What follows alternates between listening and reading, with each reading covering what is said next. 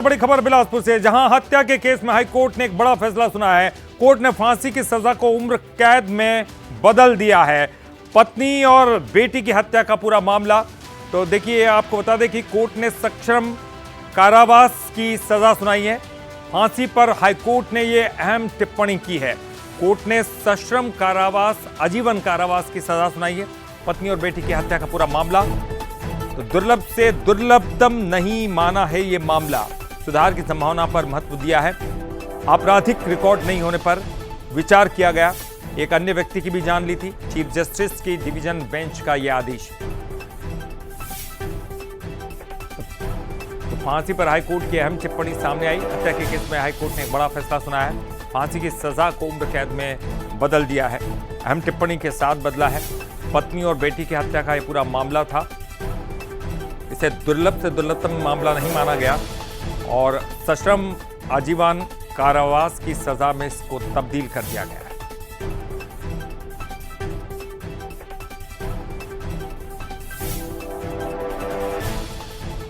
चलिए जान लेते खबर क्या है। जनवरी 2020 में यह हत्या हुई थी। भिलाई में रवि शर्मा ने वारदात को अंजाम दिया था। पत्नी, बेटी और एक अन्य व्यक्ति की हत्या हुई। खुद की मौत का ये नाटक रचा था इसने। दूसरी पत्नी की बच्ची नहीं अपनाना चाहता था, एक बड़ा कारण था। पुलिस को भटकाने की इसने नाकाम कोशिश भी की। निचली अदालत ने उम्र कैद की सजा सुनाई थी।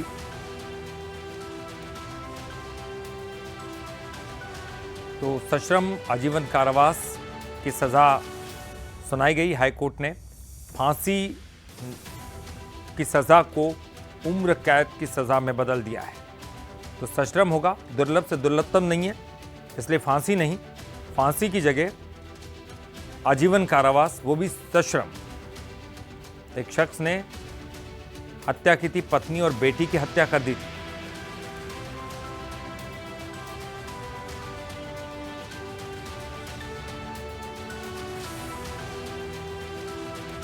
और चलिए ज्यादा जानकारी के लिए बात करेंगे। हमारे साथ बिलासपुर से हमारे ब्यूरो चीफ अमन पांडे जुड़ गए हैं। साथ ही साथ हमारे साथ दुर्ग से रॉबिन मिल ठाकुर भी जुड़े हैं। चलिए एक एक करके जानकारी लेते हैं, उनसे बातचीत करते हैं। सबसे पहले मैं अमन का रुख करूंगा। अमन, हाईकोर्ट ने इसे दुर्लभ से दुर्लभतम नहीं माना है और ये हमारे यहाँ कहा गया है कि जो दुर्लभतम है उसी में फांसी की सजा होती है, लेकिन इसके अलावा हाईकोर्ट की क्या क्या टिप्पणी आती है, क्यों इस सजा को बदला गया है सश्रम कारावास? देखिए, निश्चित तौर पर ललित, जिस तरह से भारतीय कानून व्यवस्था काम करती है, इसमें सबसे महत्वपूर्ण होता है कि क्या अपराधी सुधर सकता है। अपराधी को सजा देने का उद्देश्य ये होता है कि अपराधी दोबारा उस तरह के अपराध ना करे और इसी बात पर मुख्य फोकस रखते हुए ये फैसला लिया गया है। कोर्ट ने साफ तौर पर कहा है कि अपराधी में सुधार की संभावना है, इसलिए उसे उम्र कैद की सजा दी जाए, ना कि फांसी की सजा। और यही मुख्य आधार था।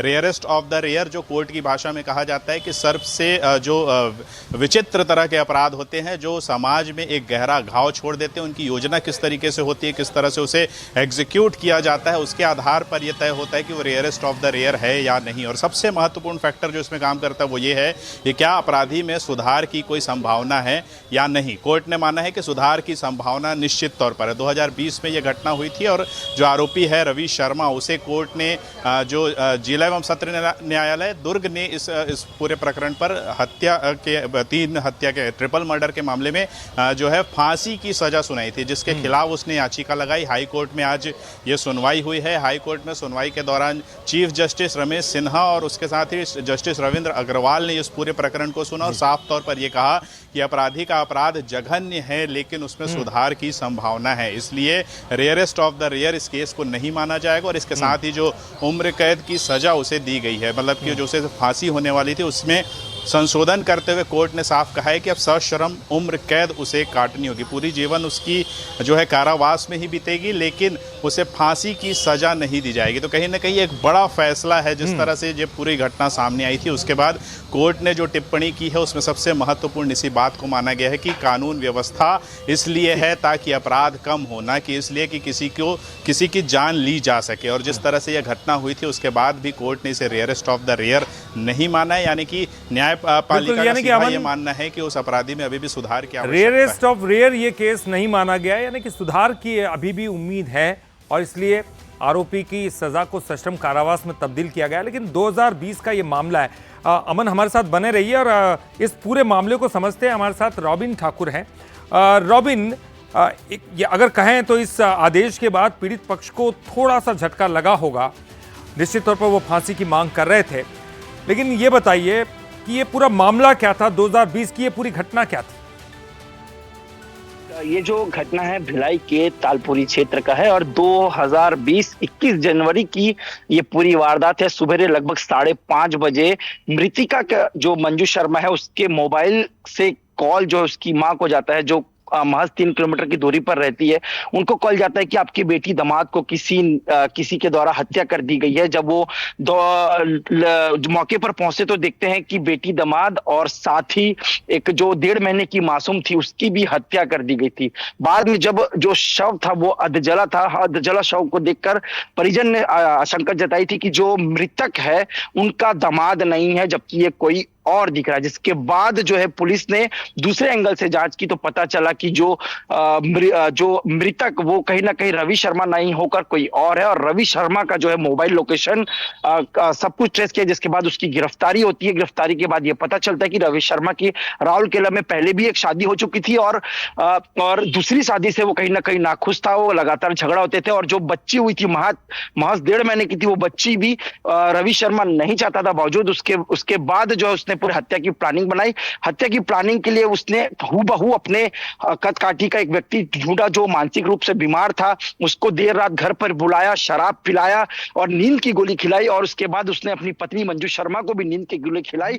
जिसके बाद आरोपी ने जो मृतक है उसके सर पर जो है हथौड़ा मारा, जिसके बाद अपनी पत्नी की हत्या की और कहीं ना कहीं मासूम को भी उसने बड़ी बेरहमी से उसकी हत्या कर दी। जिसके बाद जो है उसकी गिरफ्तारी हो गई थी। लेकिन कहीं ना कहीं पिछले 3 महीने पहले जो इसमें आया था कि जो आरोपी है उसको फांसी की सजा सुनाई गई है, जिसके बाद परिजन काफी खुश थे। उनको लग रहा था कि हमको न्याय मिल चुका है। लेकिन अब जो है जो फैसले में हाईकोर्ट के द्वारा बदलाव हुआ है, क्योंकि rarest of the rarest case में ही फांसी की सजा सुनाई जाती है। तो अब देखना होगा कि परिजन का क्या।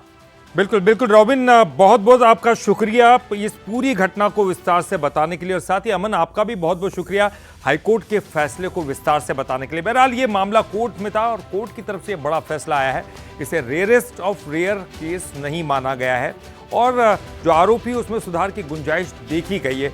इसी वजह से पूरा जो है मामला फांसी की सजा से तब्दील हो चुका है और तब्दील होकर आजीवन कारावास में अब उनको भुगतना होगा, वो भी सश्रम।